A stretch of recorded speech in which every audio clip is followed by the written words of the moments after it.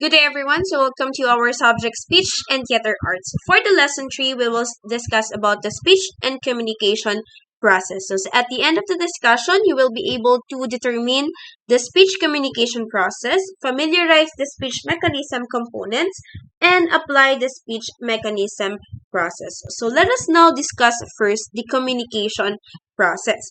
So, the communication is a two-way process wherein the message in the form of ideas, thoughts, feelings, opinion is transmitted between two or more persons with the intent of creating a shared understanding.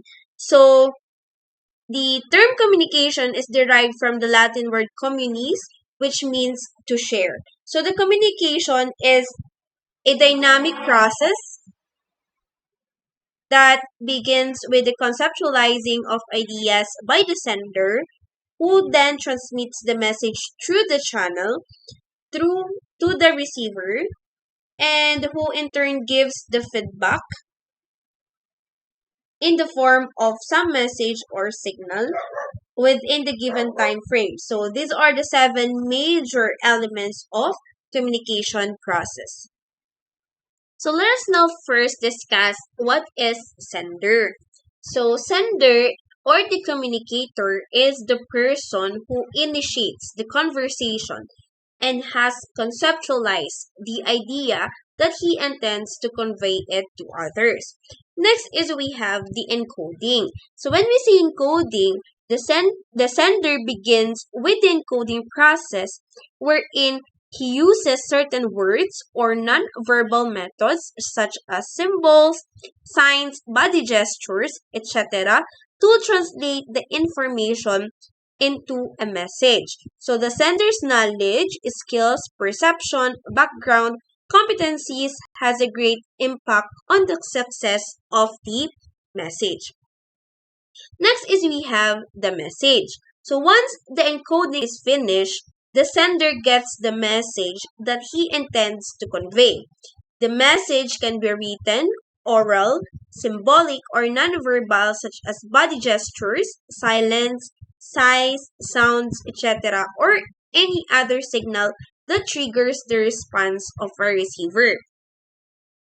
Next demand is the communication channel. So when we say communication channel, the sender chooses the medium through which he wants to convey his message to the recipient.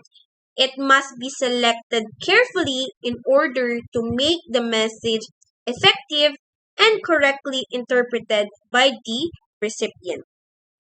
After the communication channel, we have now the receiver. So, the receiver is the person for whom the message is intended or targeted. He tries to comprehend it in the best possible manner, such the communication objective is attained. So, the degree to which the receiver decodes the message depends on his knowledge of the subject matter, experience, trust, and relationship with the sender. Next is we have the decoding. So this is the receiver interprets the sender's message and tries to understand it in the best possible manner. An effective communication occurs only if the receiver understands the message in exactly the same way as it was intended by the sender. Next is we have the feedback.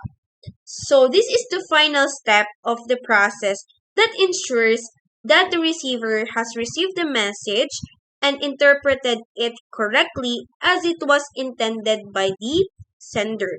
It increases the effectiveness of the communication as it permits the sender to know the efficacy of his message. So the response of the receiver can be verbal or non-verbal. So those are the basic communication models. So we have the sender, encoding, message, channel, receiver, decoding, and the last one is the feedback. Let's now proceed to speech mechanism. So we have different stages, or we have stages of the speaking process. Number one is we have the breathing stage, the phonation, the resonation, and the articulation stage. So let's first discuss the breathing stage.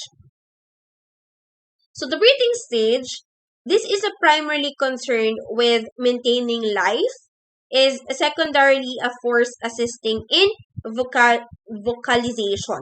So it consists of two phases, the inhalation and the exhalation. So number one is we have the concerned organ in breathing stage. We have the lungs. So this serve as the reservoir of air, and this is also as you inhale, fill the lungs comfortably in preparation for speaking.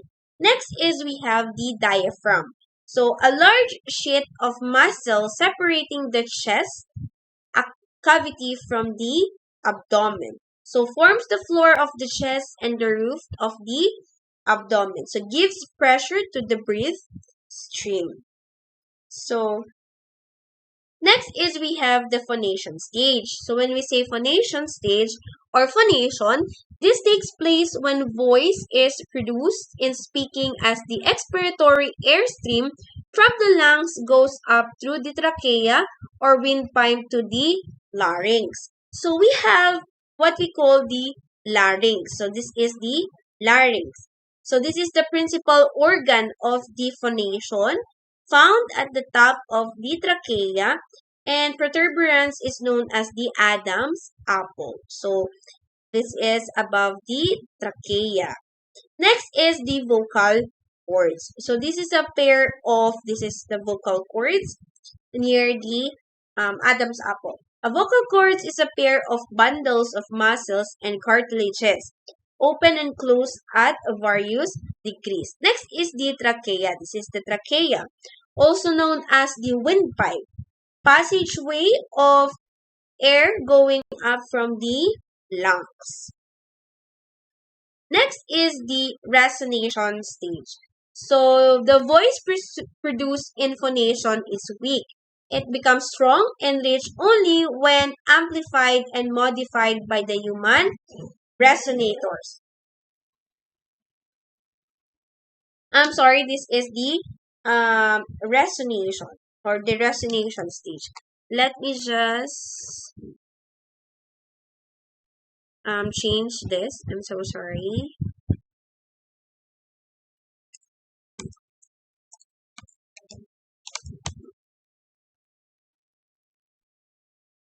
So again, when we say resonation, the voice produced in phonation is weak, so it becomes strong and rich only when amplified and modified by the human resonator. So the resonation is the process of voice and amplification of modification. So here we have the pharynx here in the area. Pharynx is the common passage of air and food, as you can see here, located behind the nose and mouth and includes the cavity of the back of the tongue, this one. Next is we have the nose. So this is the nose. This consists of the external and internal portion. So in the nose, we have the nostrils. This is the opening of the external nose. And we have the nasal cavity, which is the internal nose, directly behind the external nose, through which the air passes on its way to pharynx, this one. Next is we have the septum. So divides the external and internal nose into two separate passageway. Next is we have the mouth. So in mouth, this is divided into vestibule and oral cavity proper. So when we say vestibule, this is felt by placing the tongue tip outside the teeth but inside the lips. In oral cavity, we have felt by retracting the tongue, closing the jaws, and moving the tongue about. So that is the resonation stage. Next is we have the articulation stage. So articulation occurs when the tone produced in the larynx is changed into specific sounds. This is the result of the movement of the articulators towards the points of articulation. So in the articulation stage, it involves here the lips. So this is the highly flexible and can be moved into numerous positions essential to articulation. Next is the teeth. This serves as important surfaces in articulation, embedded in the alveolar ridge or gum ridges of the oral cavity. Next is dome, also known as the hard palate. So this is the bony roof of the mouth, serve as an important surface against which the tongue makes contact. Next is we have the uvula. So this is small knob on the lower border of the soft palate. Next is this is the movable tip at the midline of the free border of the soft palate. Next is the velum, also known as the soft palate. Separates the nasal pharynx to the oral cavity. This is also flexible curtain attached along the rear border of the hard palate. Next is the tongue. This is flexible organ consisting of muscles, glands, and connective tissues. And the parts of the tongue is we have the apex, the blade, the front center, and the back root. So let's now proceed to the articulators. So in articulators, we have the lower jaw, the lower lip, the tongue, the velum, and the uvula. So the places of the articulation is we have the dental here.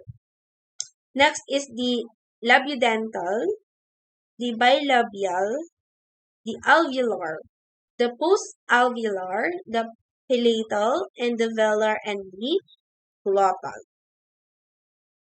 So that's all for today's discussion. So for your performance activity, record yourself by doing the articulation exercise. This consists of 60 points. In the beginning of your recording, kindly state first the following, which is your name, your block or your cluster, and then your answer. And then send the video in our official group chat. Again, record yourself, okay? When you record yourself, this means that that includes your face while you are speaking or reading the articulation exercise. So for your articulation exercise, practice on this tongue twister. You will read this tongue twister while you are recording yourself. So that's all for today's discussion. Again, if you have any questions, don't hesitate or don't be shy to chat it in our official group chat. Again, I don't accommodate personal messages. If you have concerns, drop it in our official group chat. So thank you very much and see you on our next discussion.